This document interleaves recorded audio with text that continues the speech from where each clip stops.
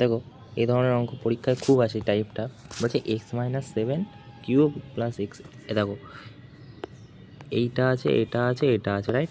তাই এবারে বলবে যে নিচে এটার ভ্যালু কত, এবার এক্সের এটার ইজিক্যাল টু এটা ভ্যালু, তো এটা এক্সের ভ্যালু কত। এবারে আমরা একটা ফর্মুলা জানি, বা ফর্মুলা যদি না হয় এটা বেসিক একটা কী বলবো, মানে একটা আইডেন্টিটিস, যে এ বি সি এটা কিউব কিউব কিউব যদি হয় তাহলে এখানে 3abc হয়। ঠিক আছে, কখন হয়?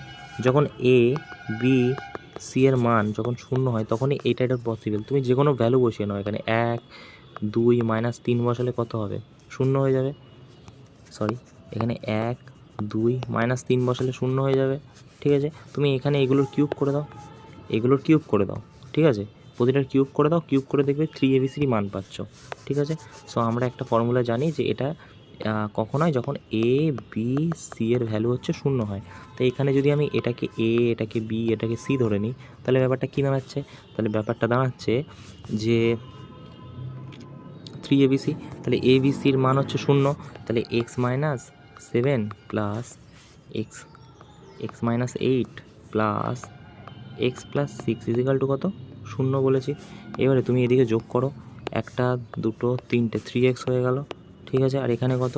27 আর 14 15, 15 থেকে যদি 9 বাদ দাও তাহলে মাইনাস, এখানে মাইনাস হবে, মাইনাস কত?